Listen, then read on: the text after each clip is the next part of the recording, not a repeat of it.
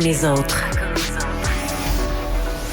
Vous écoutez Yasmine Abdel-Fadel. Cube Radio. Cube Radio. Parlons techno avec Jordan Chénard. Bonjour, Jordan. Bonjour Yasmine, je vous écoutais juste avant, je me considère chanceux que ma chronique puisse avoir lieu. On a passé proche de pas se voir finalement. On n'a pas assez proche de pas se voir ou de parler une langue de zombies qu'on aurait compris juste nous, mais malheureusement, il va falloir attendre un autre signal. Visiblement, ça s'est pas rendu jusqu'ici. Parlons des forces de l'ordre qui, elles, veulent utiliser des services, en fait, des logiciels technologiques là, pour prédire le crime. Est-ce que ça fonctionne vraiment, ces outils-là de prédiction du crime? C'est un sujet qui revient dans l'actualité parce que il y a une entreprise qui développait un produit qui s'appelait Predpol, P-R-E-D-P-O-L, donc Prediction Police, pardon. Et en fait, le système fait un peu, pour ceux qui ont vu le film de Steven Spielberg, Minority Report, rapport minoritaire, il y a des devins là-dedans qui sont capables de prédire le crime au moment où ce qui va arriver.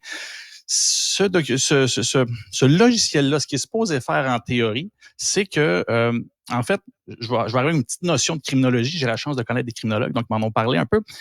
En gros, pour ce qui est de la propagation du crime, ça s'analyse un peu comme des secousses de tremblement de terre. Quand il y a un crime à un endroit, statistiquement, c'est prouvé, c'est vérifiable. Ça, ce volet-là est très vrai.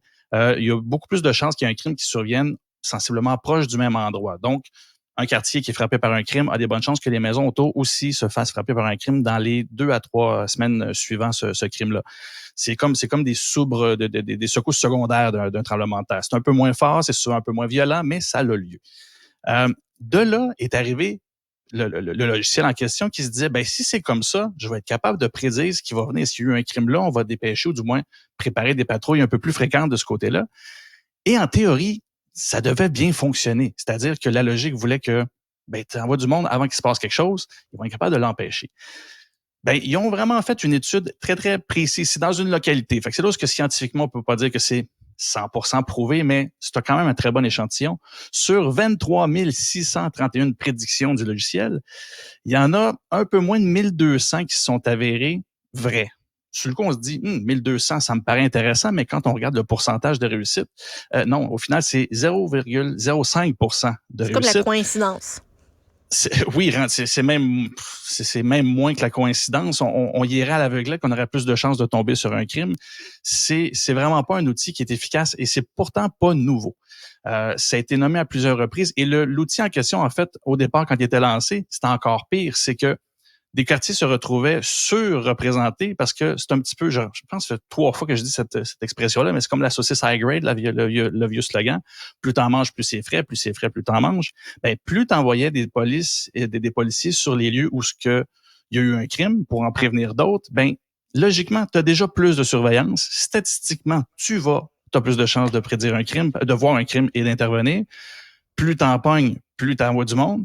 Au final, tu finis à avoir des quartiers, toujours les mêmes, qui étaient toujours surreprésentés et ça marchait pas du tout. Et là, ils ont essayé de faire ça autrement et de toute évidence, ça fonctionne pas. Là où ça revient dans l'actualité et ce qui est un peu inquiétant de ce côté-là, c'est qu'il y a une entreprise qui s'appelle Sound Thinking qui rachète finalement, parce que sur le coup, on était content. Après cette étude-là, ils se sont dit, l'entreprise, on va fermer nos portes et cet outil-là ne sera pas développé. Mais subtilement par en dessous, mais finalement, Wired a sorti l'article. Sound Thinking rachète. Ils disent qu'ils ne rachètent pas la technologie, ils achètent la propriété intellectuelle. Belle façon de dire qu'on rachète quand même indirectement la technologie. C'est ça. Et ils ramènent l'équipe technique de cette entreprise-là. Et Sound Thinking, c'est l'équivalent d'un Google, mais pour le milieu de la sécurité. Et ils vendent leurs services aux forces de l'ordre, que ce soit aux États-Unis. Et j'ai eu le temps de fouiller un petit peu. En 2020, le fameux produit qui fonctionnait pas, Predpol, pour prédire les crimes, on l'utilisait aussi au Canada. Et ça n'a pas fait le bonheur de ceux qui ont découvert ça parce qu'en fait, c'était pas annoncé nulle part que c'était utilisé. Donc, même au Canada, même si on regarde des nouvelles de l'actualité américaine, on le voit, l'influence américaine du point de vue des forces de l'ordre se fait. Les mêmes produits sont offerts aussi ici et on voit qu'ils trouvent leur place. Donc, quand on voit qu'un outil n'est pas utile comme ça, on se demande qui s'occupe d'acheter ça et surtout pourquoi. Et je conclurais, je te dirais là-dessus pour cette nouvelle-là, c'est que le paradoxe, et j'en parle aussi souvent par rapport à la cybersécurité, mais tout ce qui est prévention, tu peux jamais démontrer que parce que j'ai fait de la prévention, ceci n'a pas eu lieu. Ah, c'est pas payant. Ben, c'est que c'est difficile, tu me demandes de financer quelque chose, mais tu peux vraiment jamais me prouver si ça valait la peine.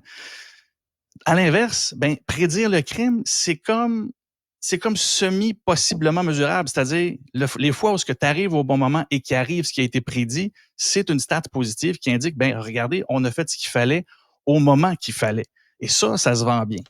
Ce qui veut pas dire que statistiquement c'est efficace. Et surtout, on voit la statistique de tantôt, là, c'est 23 631, dont 1200 qui étaient vrais. Imaginez la quantité. Plus de 20 000 personnes. Ben, c'est ça. Puis c'est plus de 20 000 prédictions qui ont créé quel problème dans la société, justement, et qu'est-ce qui a été traité qui n'aurait pas nécessité, en fait, d'être traité. Donc, faut garder ça à l'œil, surtout que c'est toujours des projets pilotes et dans le public, c'est très, très peu discuté, même si les éléments sont publics et qu'on peut fouiller au gouvernement pour trouver qu'est-ce qui se fait. Ça commence à être très niché et c'est souvent très, très peu publié. Donc, il va falloir faire attention parce que ça me tenterait pas qu'on cogne chez nous en m'avertissant que, ben, excuse-moi, mais ça se peut que tu fasses un crime demain. On va à la limite, peut-être mieux, je vais m'être transformé en zombie. Oui, c'est ça. Attends, peut-être avant ça, tu vas peut-être être sauvé finalement par ce virus qu'on t'a ingéré et qui va être bientôt déclenché. Jordan Chénard, spécialiste en communication marketing, merci beaucoup pour cette discussion techno. Ben, merci à toi. Salut. Au revoir.